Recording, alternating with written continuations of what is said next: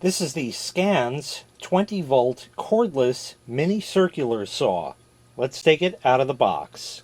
In the box you get the user manual, a nice bag to store it in, the charger right here, the battery is 20 volt. It also has a meter on it. I have already charged the battery up. You get the blade, which is about 5.7 inches. I'd imagine a 5 3/4 inch blade should fit. And of course the saw itself. The saw features a bladeless motor. There's a blade guard, and the whole thing, as you might imagine. There is an Allen wrench over here for you to put the blade on. I'm going to show you how to do that, but I did want to show you this here because you can adjust the depth of cut. As you see, this will cut up to about 2 inches or so, but you can lower that down so you get less and get just the right depth that you need. Also, you can adjust the saw by undoing that, and now you can cut at a 45-degree angle. I'll show you right there. So you can cut at a 45-degree angle up to, or anywhere, of course, in between. So we're going to put everything back as it were, like that, and lock that down, and I'm going to show you how the battery goes on, what it sounds like running, how to put the blade on, all that. To put the battery on, it simply slides on right over here like this and lock it in place. Now the saw can run. Now, I have not put the blade on. I'm going to run this for you now without the blade. It's going to sound roughly the same with the blade on there. We'll start it. So it does take just a moment for it to get up to full speed, but really that's the same case even if you have one of them old plug-in ones from 30 years ago. You know, you got to give it a second to get up to speed like that. And then once at speed, of course, you can go ahead and cut. So for safety's sake, I'm going to take the battery off. There's a little latch there. You pull, wiggle that off, and we're all set there. And now I'll show you how to install the blade. To start with, there is an Allen wrench that is here. They give you this little pull tab, but I don't know. Just pull it off. You can take that red thing off if you want. Over here, you have to put the wrench in the center and loosen it, but you'll notice when you do that, it just goes around in a circle, and that's not going to work. So to fix that, there is a lock over here.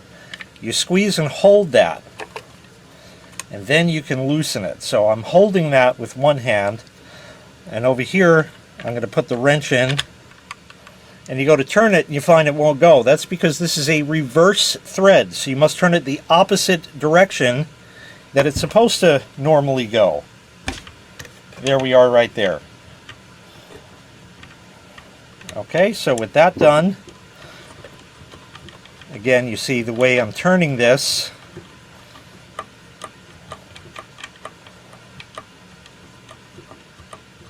Take out the bolt.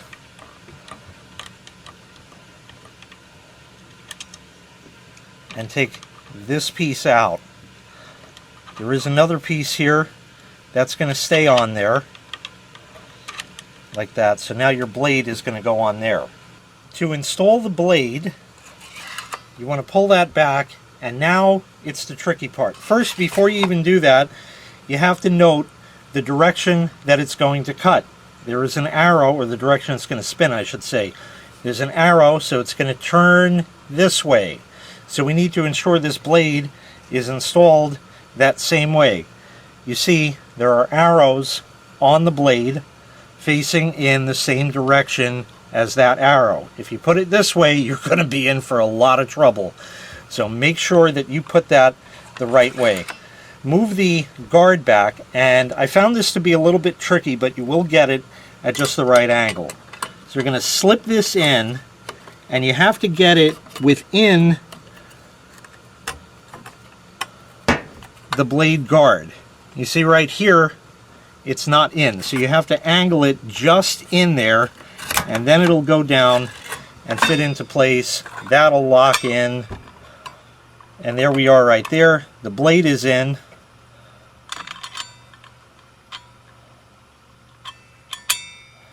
put that back, put the bolt in,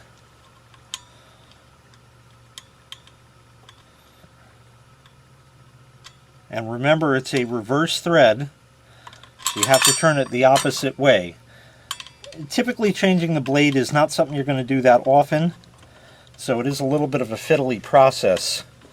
We'll run that all the way back down.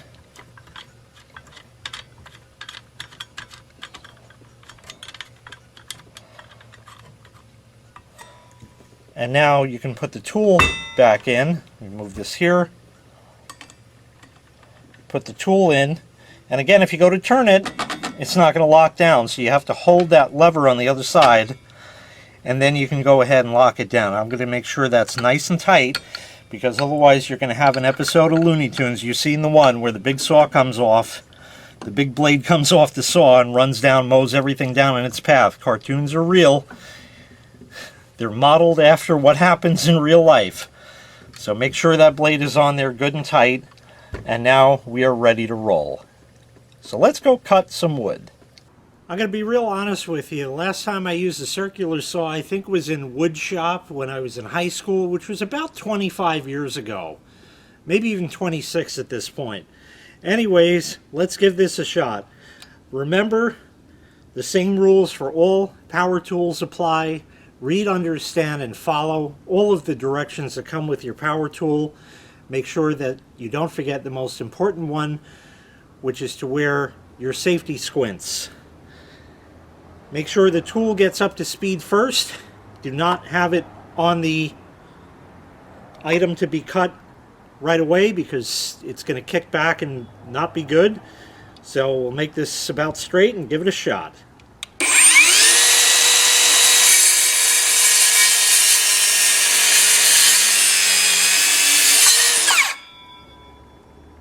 That was pretty easy.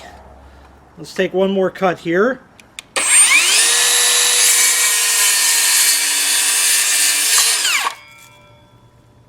Yeah, I think that's definitely a winner. That cut really easy. Obviously sawdust, I mean, that's just fact of life. But otherwise, that cut fantastic. Now this by no way is going to replace your really, really big AC powered electric saw, but if you got a few rough cuts you need to make here and there, battery should last you some time, being a 4 amp hour battery, and then when it goes dead you could recharge it, or you could be smart about it and buy a replacement battery so you have two on hand, so that way if it goes dead you're not stuck in the middle of a job waiting for it to recharge, so you can get those 3 extra cuts done. All around it works great. This was the Scans 20-volt mini cordless circular saw. If you'd like to purchase this item, I'll leave a link in the video description where you can find the item available for sale on Amazon. Thanks for watching. Make sure you click like, make sure you click subscribe, and take care. We'll see you next time. Bye-bye.